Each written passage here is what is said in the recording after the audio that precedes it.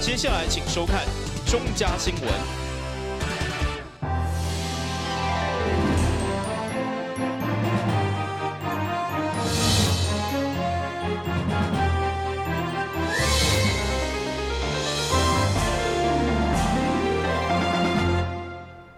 大家好，我是陈美纯，欢迎收看12月27号礼拜四的中嘉台南地方新闻。市会无党团结联盟下晡由总召林荣义、甲副议长林炳利联合3位副总召做伙开记者会。一方面欢喜副议长是由着无党联盟来担任，另外一方面也呼吁议长郭信良唔通袂记即当初对所有市民的承诺，一定爱做全民的议长，唔通行回头路，转去民进党。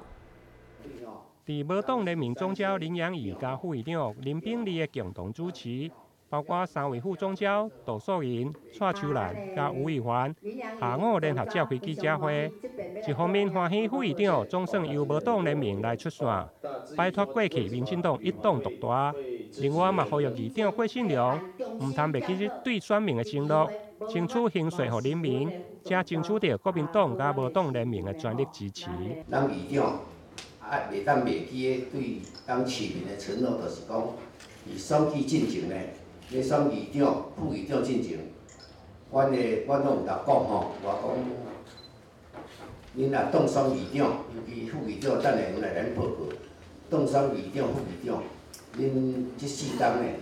爱市民的福利优先啦吼，市民的地方建设市民的福利优先吼，政党的利益吼摆中间啦吼，忙啥物代志就用政党吼安尼做前提吼。伊来一致，袂使讲做着议长了，伊产生讲以后伊的作风无共。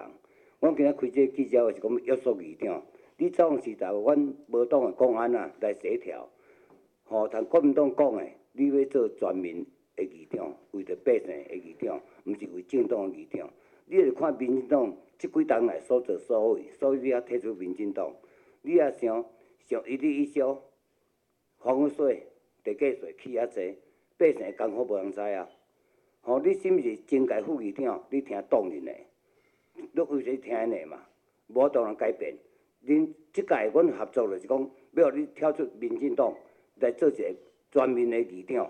虽然议长退出民进党，讲要做全民的议长，暂时未加入任何一个政党，不过无党联盟也是伸出双手，欢迎议长甲3位退出民进党的议员做伙加入无党联盟。不管是无党联盟或者国民党、台联甲时代力量，因拢无意见，但唯一就是袂用阁行回头路。登记民进党，嘛千万唔通袂记对选民的承诺。台南新闻林根采访报道。议员李启伟这2天接到民众反映，讲四群新洪尾沟支流水质严重受污染，规条拢乌的，所以议员上午也即环保、水利甲农业局召开记者会，呼吁政府爱赶紧找出污染源，甲保护近红树林生态。议员李启伟表示，四群新红树林是全国有离礁的主要产地。不过近年来，因为政府的一寡水利工程，不但将河化来水利化，而且嘛破坏了红树林的生态。加上最近洪尾沟的支流阁被污染，要求政府相关单位一定要找出污染源。一个所在吼，有哪即几冬吼，政府有哪有做一寡水利的工程吼，有哪甲这吼护岸吼水泥化吼。嘛破吼，甲这一寡珍贵的这红树林生态破坏吼，这客位吼话，迄个认为吼，这真可惜的一个所在吼。如今呐吼，这河川的水质吼，佮去受到吼这污染吼，不利红树林的生长吼，政府吼无应该吼安尼坐视不管吼，所以客位要求吼，这爱甲这污染源吼看安怎吼，爱甲互市民。安尼一个报告一个交代。对此，市府环保局基层回应，当地水质过去一直拢有监测，而且嘛拢伫咧标准的范围。不过，针对即届水质变污，因会加强监测并且化验，希望会用早日找出原因。至于附近的抽水站甲闸门，水利局嘛表示，平常时拢有拍开，互海水来流通。毋过家后的污水下水道，因为原理甲起手爱排伫个105到110年来施作，初步研判应该毋是家后的污水来污染。台南新闻林根采访报道。台南邮局响应华山基金会爱心年菜活动，27号由局长苏庆辉率领邮差做伙捐赠爱心年菜金，同时佮鼓励邮局的员工爱持续关怀弱势、善尽企业的社会责任。为落实社区关怀，台南邮局长期协助独居长者，鼓励邮差伫送批的同时，顺道前往长者的厝内来做慰问关心。拄到特殊节日的时阵，嘛会组团前往偏乡社区，甲长辈同乐欢度假期。这次特别结合华山基金会爱心年菜活动，号召邮差募集年菜金，总共募得106000多块。邮局的外勤同仁除了每天都有在拜访独居老人，还有那3节都有在慰问以外，今年的岁末年终我们要办一个集小爱成大爱抛砖引玉，引起社会的共鸣。所以我们的外勤同仁都把每天的喝凉水的零用钱50、100这样子捐出来，捐了10万多块，希望能对华山基金会的年终年菜有一点帮助，也希望我们社会大家来一起响应。这次也非常感谢台南邮局响应我们第16届爱老人爱团圆年菜的活动。那因为邮局也是非常贴近民众的一个单位，在照顾长者上面也是很不遗余力。那这次特别主动的发起了响应我们年菜的活动。那总共捐款了10万块，也感谢邮局这边的帮忙跟协助这样子。那这次因为其实大环境有受到影响，大家都比较辛苦，所以我们在年菜跟服务经费上面也比较上差，目前还上差50%，所以也希望说呢，可以各位民众可以再跟我们一起努力，那希望可以把长辈的今年的冬天呢，可以变得温暖一点。台南邮局善尽企业社会责任，嘛希望借由这次捐赠年菜金的活动，带动抛砖引玉的效果，呼吁大众有钱出钱，有力出力，帮助弱势长者度过一个温馨的年节。台南新闻张伟忠采访报道。讲到台南邮局，因为会使用着站板来装贴货物，不过用旧的站板若是单调，不但无彩，阁无环保，所以台南邮局特别将报废的站板改造成美丽花痕。即马就带大家来去看卖。台南邮局利用卡书，将原本要报废的站板、安全帽、保特瓶以及电脑键盘，摇身一变，将邮务大楼2楼现地的阳台改造成为美丽后花园。提供予邮局员工以及洽公民众一个休闲开港的好所在。因为我们是运输单位嘛，这个都是废弃的站板，你看，那我们把它弄起来，变成一个秘密环保花园，让员工休憩的地方。这个我们总公司来看说，哇，好棒，很有创意。你看这个都是站板，看起来就很漂亮。站帮衣啊，你看我们这个是键盘，键盘做成一个有。这个处处到哪里有？等一下一起花解，处处有惊奇的地方，就全部我们员工利用休闲的时间，然后来制造这个秘密花园，也变成他们最好的一个休憩的地方。台南邮局秉持爱物惜物的精神，将废弃物回收再利用，不止环保，而且阁真美观。一推出就受到各界好评。台南新闻张伟忠采访报道。遐看者马上倒来新闻现场。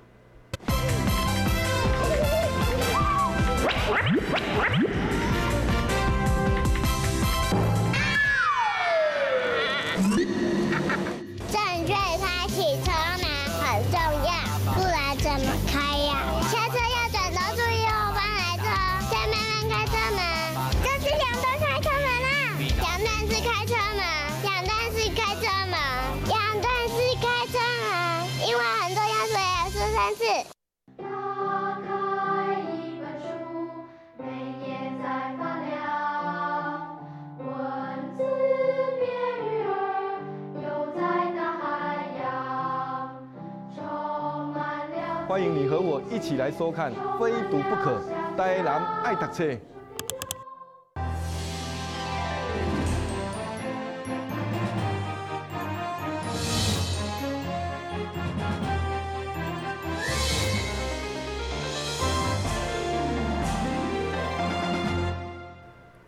中华国小细山镇台南市打造一间运算思维教室，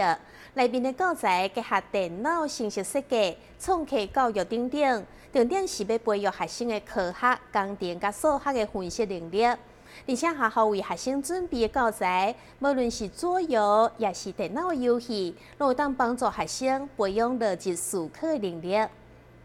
这群小朋友咧耍的游戏，并不是一般的游戏。而是学习课程的一部分，透过游戏的方式，让学生会当了解到基本的程式语言编写的方式。这间运算思维教室，会当讲是全台南第一间，嘛是唯一的一间，专门培养着学生逻辑思考、识识着电脑程式语言的专业课程。同时，校方也分别针对着低年啊、中年啊、甲高年啊学生安排无同款难度的课程。让学生会当在游戏当中来学习。我们崇学国小的运算思维教室筹备了1年哈，那不同于目前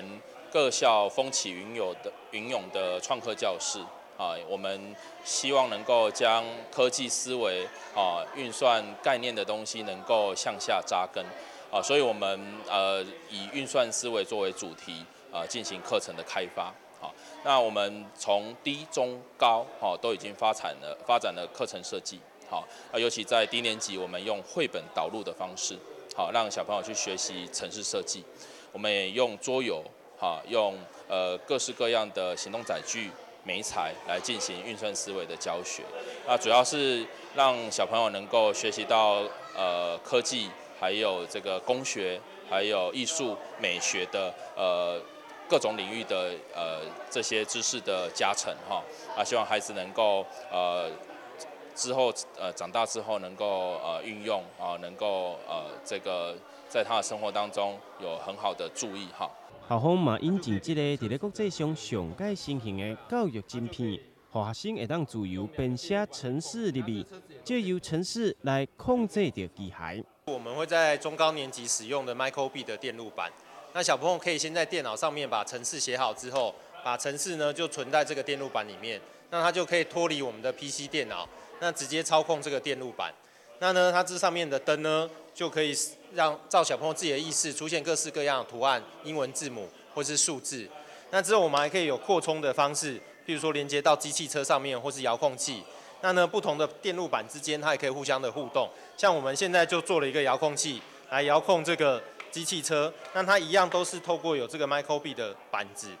那我们就可以简单的做简单的一些操控。那小朋友在学习程式的时候，他就不会只有在电脑上面是一个比较抽象的概念，因为电脑上面是一排一排的程式嘛，又数字又英文，对国小学生来讲，实际上是比较困难理解的。他实际写了一个程式，他有东西可以具体的来操作，那对他们的认知发展层次来讲会比较容易。崇学国小打造着这间运算思维教室，就是希望会当统合着每一个学科的每一种知识，帮助学生自细汉就来建立着逻辑思考，并且培养着沟通协调、团队合作的能力，让这寡台湾未来的主人家会当具备着高度的竞争力。台南新闻王志豪采访报道。中原大学为了去引荐加侪学生去了解甲运用图书馆，特别打破传统，伫图书馆举办 cosplay 比赛，由学生装扮成册内面的角色，伫图书馆展示家己的特色。当大家讲到图书馆，一般拢是想到侪册子甲安静看册的所在。伫中原大学的南大卫图书馆，也是校长非常热门的所在。校方为了吸引更较侪学生来到图书馆，熟悉当中的馆藏甲每个角落，特别举办一场 cosplay 大赛，让学生扮做册中的角色，并伫图书馆内翕下充满特色的相片。活动现场嘛邀请教职员甲学生共同来参与，做伙为所有的选手来加油。当初会想到有这个活动，是因为通常图书馆的活动都是比较静态的，然后好像没有这么的活络的感觉。那我们这次就想说，那其实很多同学他都喜欢 cosplay， 那平常他们就会各大展场去表演了。然后那我们想说，其实图书馆我们也有这个空间，那我们就想把他们拉进这边，然后让大家知道图书馆其实每个角落，其实因为我们等一下会到各个角落去。在那边站定点让大家拍照，然后就是可以透过这个活动让大家知道说图书馆原来有那么多不同的一个角落，然后还有就是因为我们是希望他们是扮演我们图书馆里面馆藏的一个角色，那也趁机可以推销我们的一个馆藏，因为让大家同学知道说，哎，原来有这么多很有趣的书，然后借由他们的 cosplay 那种角色，他们就可以更想要阅读这本书。这届总共有9组参加比赛，每个参赛的学生拢非常用心地准备家己的造型，甚至还有扮演做美国自由女神甲麦当劳叔叔的参赛者，透过这2个角色，展示美国文化的影响力，同时也有日本神话故事的角色安倍晴明。充分展示学生的创意。今天呢，我们的主题就是一个美国的大晋级。我们主要会有这个发想，就是呢，现在美国文化影响台湾非常的深，这样子。那它是代表的就是食物面，就是呢吃的方面。对，我们受到美国的文化的影响。那我的话呢是思想层面的，自由女神代表是自由的精神。那我希望呢，我们学校也能够有这种自由的精神 ，open-minded 的，就是可以接受不同的文化，那精进我们的学校，晋级大学。这个是阴阳师游戏里面的，算是主角嘛，就是他是秦敏，然后我会扮他是因为我很喜欢这个游戏，然后我们学校也是第一次举办就是 cosplay 相关的活动，所以就是我想说可以用我喜欢的角色来参加，这样。是阴阳师里面的，他是鬼使黑。然后我会喜欢这角色，是因为他的个性跟我比较像，比较冲，而且我玩阴阳师的游戏也有将近2年的时间了，然后我也是一直都有在持续的对。最后的结果出炉，由着小白去哪儿、美国大逆袭、东方自豪分别得到前3名，特别奖由着时间伤痕所得到，其中美国大逆袭嘛成功得到人气奖。主办单位表示，希望未来使持续举办相关的比赛，让更较侪学生更加熟悉图书馆，并喜爱着阅读。台湾新闻郭博义采访报道。本身热爱踢骹球的体育总会理事长刘福才，积极推展骹球运动。面对明年就将要卸任，伊表示除了促成亚洲大学骹球锦标赛，嘛强调伊的梦想就是伫2020年成立台湾职业的骹球队。目前已经有4大企业表示要赞助。虽然骹球运动伫国内风气甲棒球、篮球比起来无遐尼兴，毋过以台南为例，这几年来伫全运会成绩毋是冠军就是亚军，所以台南市体育总会表示，2年前伊就甲亚洲大学骹球联盟洽谈，希望引进国际比赛，提升基层球队的实力。加上市政府协调，最后确定时间就是2019年1月18号开始，为期3天。开幕第一战就是中华对日本，欢迎民众踊跃投票入场。我们元月18号、18、19、20有中日韩的宿舍赛，是准备明年9月18号的12强的比赛，国际大水12强的比赛，在我们台南市体育场。因为我们永华球场比较小，中日韩这个是一个非常精彩的球赛，所以我们预备手票，因为只有1200张，希望大家快一点，因为我怕没有手票人来太多，这个士气不好维持。明年就将下任的台南市体育总会理事长刘福才相当的感慨，伊表示目前世界各国拢有职业的骹球队，独到台湾无，嘛互读到大学的基层球队无了目标，所以2019年伊将召集台湾职业骹球筹备会，目前包括台南至少4队，希望伫2020年正式成立职业球队。我们2019准备台湾职业足球的筹备会，2020年正式筹备会上路。预计会有什么样的一个？预计4队驻6队。我希望在我们足协体制内完成这个事情。如果不行，我们就突击体制外来完成这个事情。因为目前应该4队没有问题。希望是4队，因为台湾的球员应该是4队驻6队了。根据了解，经营一个球队一档至少6000万，毋过目前包括台湾钢铁、大利浦、台东以及航源等4间企业拢明确表达意愿，共同推动台湾骹球运动的梦想。台南新闻管及郭国义采访报道。新闻最后赶快来关心气象。明仔载是10分的天气，温度17度到22度，落雨几率有1成，海面平均风力7级到8级，上大阵风是10级。